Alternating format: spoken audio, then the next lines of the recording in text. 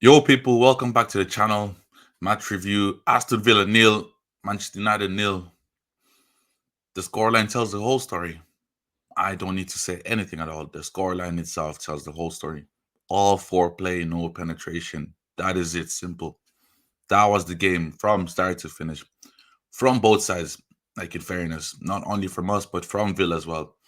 Just all foreplay, just all flirting, no action, no action at all. Absolute shit show of a game. Absolute boring game. I was even struggling to stay up watching the game from start to finish. So for those of you who must think that the scoreline is flattering to deceive, no, it's not. The scoreline is like it's a true reflection of how the game was. How for Sky Sports, TNT Sports, all those big corporations, all those big channels, good luck to you guys. We're trying to find a way to make highlights of this game because there was nothing in this game. There was nothing worthy for me to sit down and be like, you know what, that's something to build on from. That's something to take as a positive. Performance was flat. Same players, same shit performances. So it's one of these ones where this manager, these games are just delaying the inevitable. Like this manager, his time is up. It's clear. It's clear for everyone to see. It's clear for the players, the fans, the owners to see that his time is up. But it's just we're just delaying. We're just delaying his departure by giving him an extra game in, game out, because he just keeps proving to us that he's just not cut up for this job. That he's not good enough for this job. I didn't even get to do a match review for the Porto game, but the Porto game was just similar to this, flat.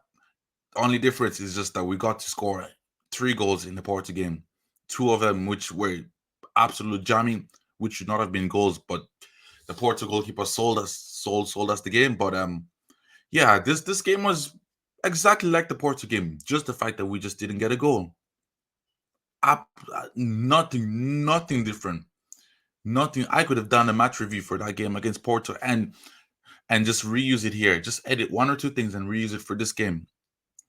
That's how bad we've been. That's how robotic, that's how repetitive we've looked on the pitch. Maybe that might just be our style of play, to look shit, to look boring. Maybe because that's one thing we do consistently anyways, since this guy's been in charge. Maybe that's our style of play. That is the philosophy. Look boring, you know, bore the fans to sleep, tire the fans out. Maybe that might just be the style, because out of everything, that is the most consistent thing we do. That is the most consistent thing we do. So starting 11, guys, you know my thoughts on some of the individuals that were on that starting 11. So I'm not even gonna try pelter into them at all. Because look, what difference will it make? What difference will it make me sitting here trying to talk about Rashford or trying to talk about Garnacho or Bruno? What difference will it make? You know, clearly this manager has his mind fixated on who he wants and who he really trusts. And clearly Bruno is the guy, Rashford is his guy. So regardless of how shit they play, they're always gonna be the first names on the team sheet. Even though week in, week out, they prove that they're not good enough. They prove that they're liabilities to our team. Somehow they find a way into the squad. The back four, Maguire and Evans, starting over De Ligt and Leacher. It's nothing to be mad about, considering how bad the pair were during the midweek against Porto. So that's not. I was not mad about that, but it was always a worry because Manchester United to be having a partnership, a centre back partnership of Harry Maguire and Johnny Evans in big 2024. It just shows the levels that we're at. It just shows how low our low the bar is set for our club. To have Maguire and Johnny Evans starting for our club in a Premier League match, in an important Premier League game, that shows how much we've fallen off. But look, in the game in general, though, I cannot fault them at all. The back four were steady, 6 out of 10. They were not out of this world performances, but they were steady. steady performances, nothing for me to be complaining about. So I'm not gonna come here and say anything bad about the back four. They held their own. They done what they had to do. They won the headers they had to win. The area battles they had to win. The physical and ground battles they had to win. They won. They lost some on the ball. Could have been a bit better, but look, you kind of know what you're gonna get with Johnny Evans and Maguire. But no complaints at all. Onana as well, no complaints. He made some really good saves on the ball as well. You know what you're gonna get with him. So the back four, back five in general, there's no complaints about them at all. My issue is always beyond the back four. What is happening? There's no creativity. There's no execution. It's just all flirting, all foreplay, but there's no action, there's no penetration, there's no end product. Rashford, Garnacho, they could have been there for the next 10 hours and they were not gonna get a goal between one another. Like that's how lackluster we were up front. Hoyland, Hoyland is still Hoyland looks shit, but he's just back from injury. So I'm not gonna focus on him or dwell on him too much. But he looks shit as well. And look, it's not just a Hoyland problem. It's not a Xerxes problem. It's just a team problem because how how have all our nines all the flipping time all our nines have the same issue. Graveyard shit. Tony Marshall, Ronaldo, Cavani, Falcao, RVP. Now these guys here, the list goes on. Ibrahimovic, Lukaku, the list goes on.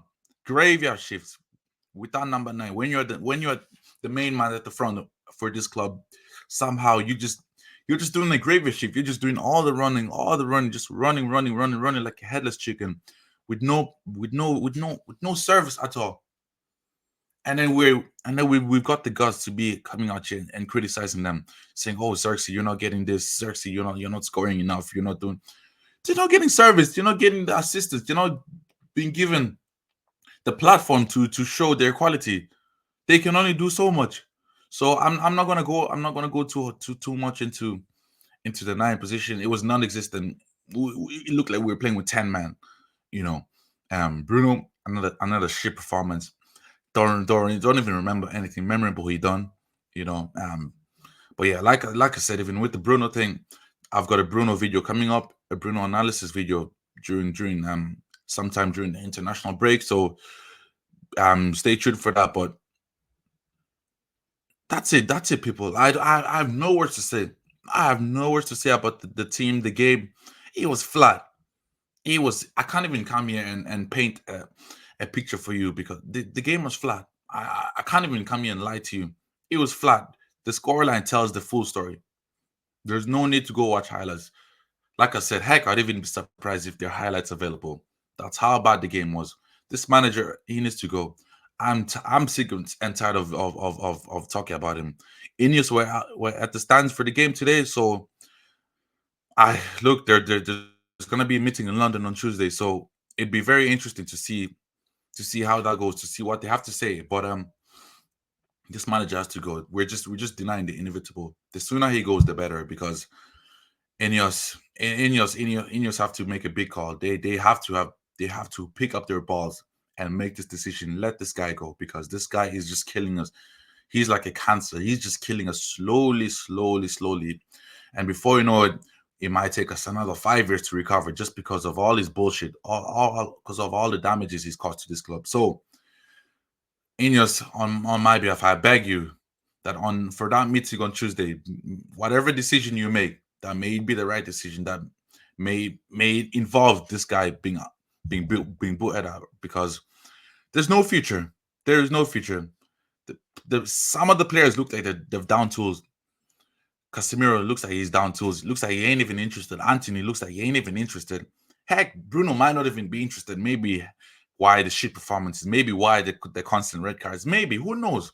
But the players look like they're out of it. So the sooner this guy is out, the better. But look, people, like I said, dead rubber game, all foreplay, no penetration. So people, look, don't even bother trying to watch the highlights.